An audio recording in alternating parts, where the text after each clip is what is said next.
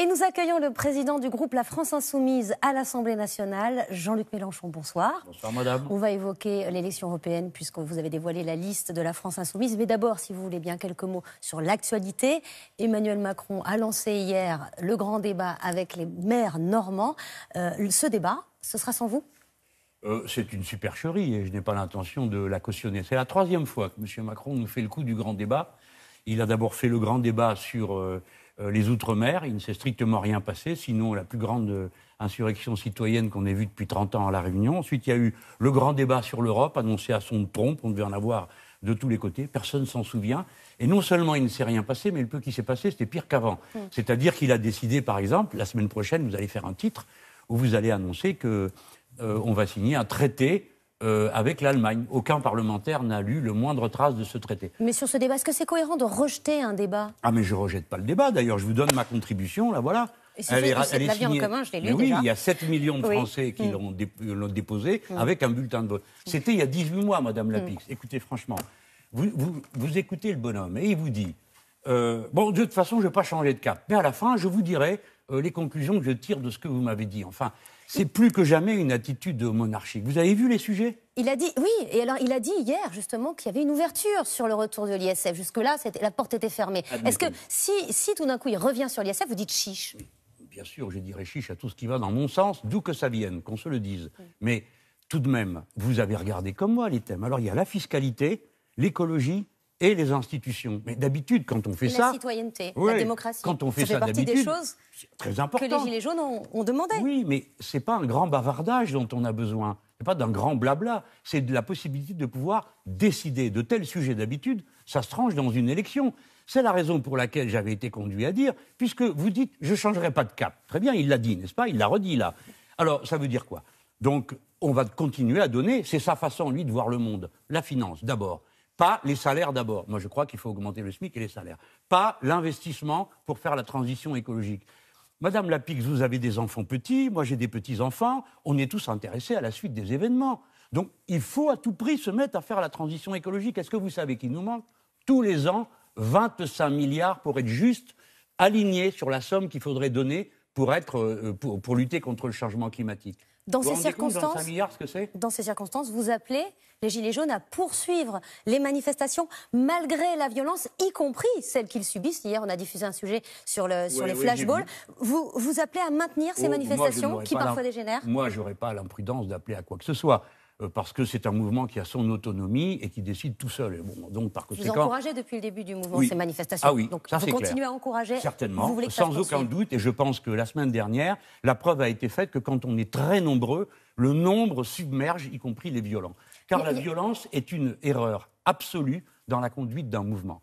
La conduite d'un mouvement, ça nécessite que ça s'enracine, que ça s'élargisse. Dès qu'il y a de la violence, ça rabougrit, ça réduit. Et donc, c'est une erreur totale. Sans compter, évidemment, les morts, les blessés de tous les côtés. Si vous avez vu ces images, vous dites qu'il y avait eu moins de violence, mais vous avez sans doute vu les images de lynchage de journalistes, l'équipe de LCI. Alors, est-ce que la haine... Vous avez vu l'image du pompier qui est dans le coma Bien aussi. sûr, bien sûr. Et on en a parlé et on les a montrés. Et la haine... Non, mais j'en parle parce que c'est un peu... Normal. Il y a une raison de vous en parler, c'est parce que la haine contre les journalistes, vous avez dit qu'elle était juste et saine. Est-ce que vous n'avez pas encouragé cette violence ? Je m'attendais à ça. Mais évidemment. Évidemment. Et je vais vous dire, comme à tous vos collègues, vous pourriez faire l'effort d'aller au-delà de 140 mots. Voici la phrase. Si la haine des médias, d'abord, il faut rappeler que c'est quelque chose qui date d'il y a 8 mois. C'était la grève, c'était la grève des cheminots, et on les couvrait debout du matin au soir. Alors, les gens étaient furieux.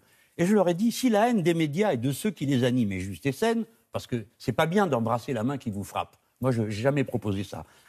La phrase continue, les gens qui m'écoutaient.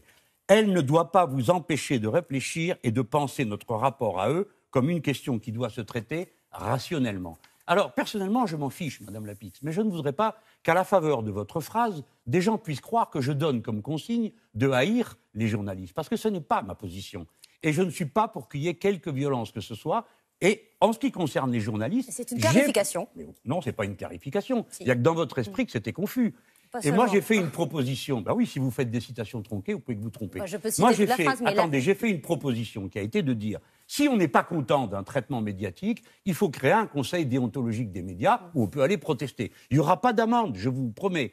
Il y a juste une sanction éventuellement morale. Ça existe dans 40 pays. On peut le faire dans ce pays. De la même manière, regardez, les gens, toutes les semaines, quel est le mot d'ordre qui vient dans toutes les manifs? Madame Lapix, c'est lequel? Ric. Non, Macron démission. Alors, on fait tous semblant. Non, mais on fait tous semblant de ne pas avoir entendu. Bien sûr qu'il y a le référendum, mais on fait ça.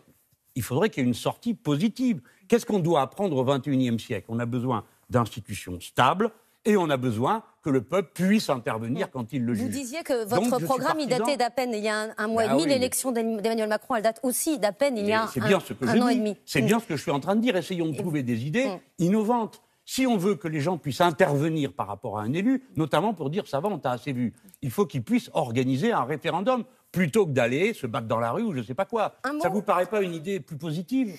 Vous avez banni sèchement dans un tweet François Coq, un insoumis de longue date que vous qualifiez de nationaliste. C'était le 5 janvier. Certains vous le reprochent au sein de la France insoumise, notamment 4 personnalités qui vous ont écrit une lettre, qui sont sur la liste européenne de la France insoumise. Et ils parlent de méthodes... Rien ne me sera épargné. Bah non, c'était dans Le Monde aujourd'hui, c'est dans l'actualité. C'est dans Le Monde, alors évidemment, ils parlent de méthodes préoccupantes et dangereuses pour ce qu'elles signifient politiquement.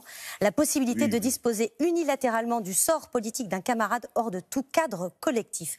Rien ne vous sera épargné, c'est quand même une critique sur votre façon... Il faut que j'accepte les critiques. Oui, j'ai une façon de diriger qui est que je ne permets pas que les uns ou les autres s'emparent du label et en fassent ce qu'ils veulent. Et c'est vous qui décidez qui est encore dedans, ça dépend. Moi, j'ai fait un tweet, mais il pouvait très bien continuer si ça l'amusait. Simplement, je ne trouve pas normal, quand on est dans un rapport... Il n'y a pas un parti ou un mouvement qui fait ça. Quelqu'un qui vous critique, peut-il vous représenter en même temps? Il critique la liste dans laquelle il est. Soyons clairs. D'abord, regardons. Ça, c'est de la mouscaille. Qu'est-ce qui compte? Comment on a fait la liste? Ça, c'est intéressant, parce que c'est nouveau. J'allais vous le demander. Il y avait 600 candidats, Madame Lapix. Je vais vous dire une chose. J'avais qu'une hâte, pas m'en mêler. Et je ne m'en suis pas mêlé. On a constitué une commission dont 60% des membres étaient tirés au sort. Et c'est eux qui ont classé les 600. Alors, sur les 600, évidemment, il y a 79 noms qui restent à la fin. Alors, il y en a qui ne sont pas contents de l'endroit où ils sont. Et alors, ils théorisent. Ce sont des accusations sur un autre sujet très particulier. Oui, mais Madame Lapix, si vous voulez, on va faire un congrès de la France insoumise devant vous. Mais je ne crois pas que les gens qui écoutent le 20h s'intéressent à ce genre de micmac interne auquel moi, je n'ai rien à voir. J'ai dit mon avis à un moment donné sur une personne. Oui, j'ai compris que vous vous passionnez pour la vie de la France insoumise. Écoutez, je viens de vous dire comment on a fait la liste. Et le résultat, le voici. C'est la seule liste qui est une liste qui véritablement représente la société. D'accord, 60% des gens n'ont pas de carte de parti là-dedans. Mais vous avez aussi un socialiste extrêmement éminent, comme M. Morel, c'est toute l'aile gauche du PS qui est sur notre liste. Mais vous avez un communiste. Et des gilets jaunes, madame, il n'y a que de ça là-dedans. Bon, je veux dire, la plupart d'entre eux sont sur les barrages. Et puis vous avez une liste dans laquelle il y a 24% d'employés. Regardez les femmes qui sont là, les hommes qui sont là. Ce sont des employés, des syndicalistes. La tête de liste est une personne qui n'a aucune appartenance Manon politique. Aubry, qui vient d'une ONG et qui a 29 ans. Merci beaucoup. Non, attendez, ce qu'elle a d'important, c'est que c'est une spécialiste de la lutte contre la fraude fiscale. Madame Lapix, si ces gens payaient leurs impôts normalement, ça ferait 100 milliards de plus dans la caisse, la France serait plus en déficit et il y aurait même de l'excédent. Voilà ce que notre tête de liste veut dire aujourd'hui. Merci beaucoup Jean-Luc Mélenchon d'être venu sur notre plateau.